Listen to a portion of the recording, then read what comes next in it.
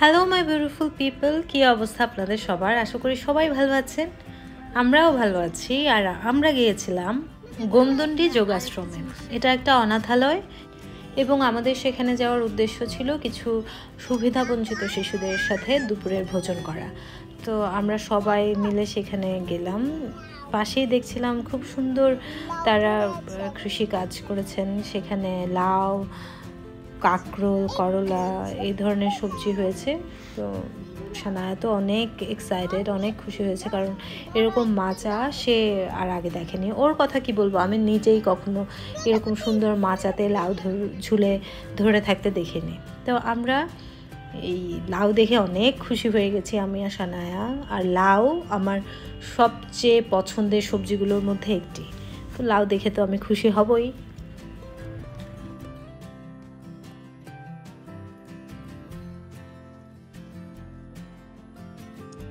আমরা যাওয়ার পর সেখানে দুপুরের আরতিতে যোগদান করেছিলাম এবং তখনও সব বাচ্চারা এসে পৌঁছায়নি, তারা সবাই স্কুলে ছিল। কিছু কিছু বাচ্চা ছিল আর কিছু বাচ্চা তখনও সেখানে পৌঁছায়নি। তো দুপুরের খাবারের বন্দোবস্ত হচ্ছিল আর আমরা একটু বাইরে ঘুরে দেখছিলাম। তারা সবাই স্কুল থেকে ফিরলেই তাদের সাথে সবাই মিলে একসাথে বসে আমরা দুপুরের খাবার খাবো।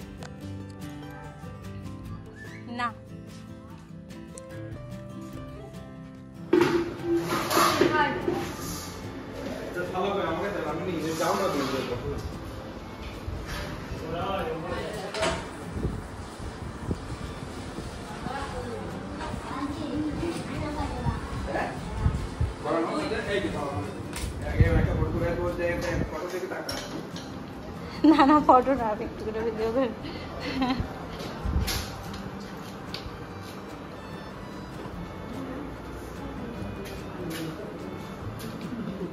মিথুন নিজের হাতে শিশুদেরকে বেড়ে খাওয়ালো এবং পেছনেই দেখা যাচ্ছে সেই মঠের অধ্যক্ষ সেখানে উপস্থিত ছিলেন এবং আমরা নিজেরাও একটু পর বসে খেলাম।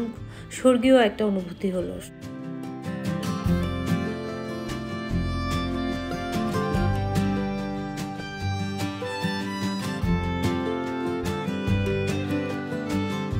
এরপর আমরা গেলাম পূর্ব গোমদণ্ডী আমাদের বাড়িতে, যেটা আমার শ্বশুরের পৈতৃক ভিটা।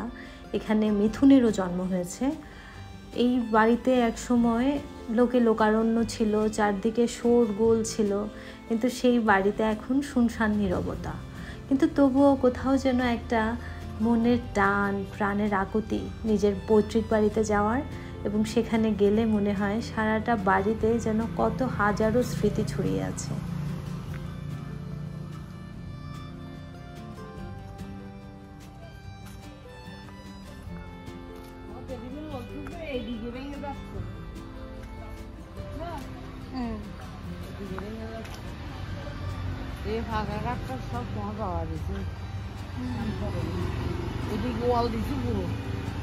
স্মৃতিচারণ করছিলেন আর বলছিলেন কিভাবে শীতের ভোর রাতে এই পুকুরের ঠান্ডা পানিতে উনি স্নান করতেন। মিথুনের খুব ইচ্ছে ছিল তারা দু ভাই, তারপর তার কাজিনরা মিলে, সব ভাইয়েরা মিলে এখানে একটা বাড়ি করবে, যাতে করে আমরা বন্ধের সময় বা যে কোনো সময় গিয়ে সবাই মিলে সেখানে থাকতে পারি, নিজেদের সাথে কিছু সময় কাটাতে পারি। কিন্তু সেই প্ল্যানটা পরবর্তীতে আর বাস্তবায়ন হয়নি এবং মিথুনের ইচ্ছেটা অপূর্ণই থেকে গেল। তবুও আশা করি ভবিষ্যতে কোনো একটা সময় গিয়ে এখানে একটা দেববাড়ি, নতুন আধুনিক একটা দেববাড়ি হবে আর সব Deb brothers and sisters and full family সবাই মিলে এখানে গিয়ে অনেক আনন্দ করব আমরা, সেই আশায় বুক বেঁধে রইলাম। কিন্তু পুরনো ভিটাটা ঠিকই থাকবে, সেটা একটা দোতলা বাড়ি, সেটা থাকবে, তাতে তাদের অনেক স্মৃতি রয়েছে। কিন্তু পাশাপাশি সামনে একটা নতুন বাড়ি হবে, সব দেব ভাইয়েদের গড়া নতুন প্রজন্মের দেব বাড়ি। চলুন আপনাদেরকে আমাদের বাড়ির চারপাশটা একটু ঘুরিয়ে দেখাই।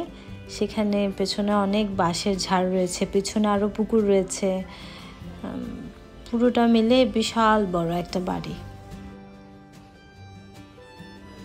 এখন বাড়িতে দেখভাল করার জন্য একটা ফ্যামিলি থাকে, সেই ফ্যামিলি দুপুরবেলা ঘুমিয়েছিল।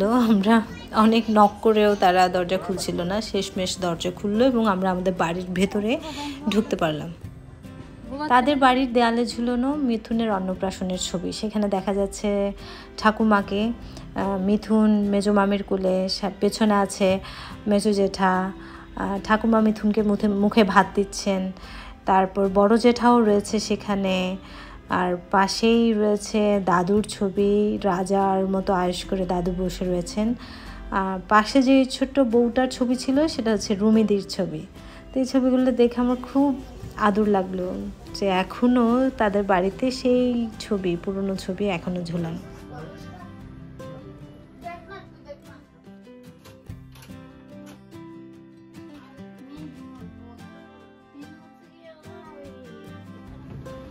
ফেরার পথে আমরা গ্রামের একটা চায়ের দোকানে বসে সবাই মিলে চা খেলাম। আমি 2 কাপ চা খেলাম।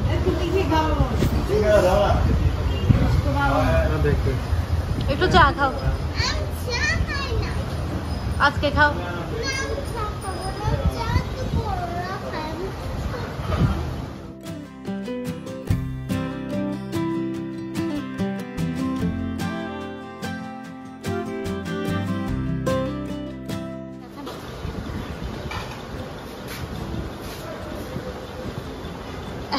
চিনি ওই কনডেন্স মিল্ক দিয়ে বানাতাম।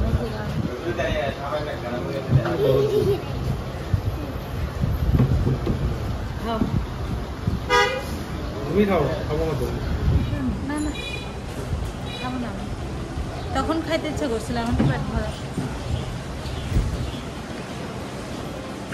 মজা লাগতেছে। আমাদের ইউনিভার্সিটির চায়ের মতো, আমাদের ভার্সিটির চাগুলো এরকম ছিল।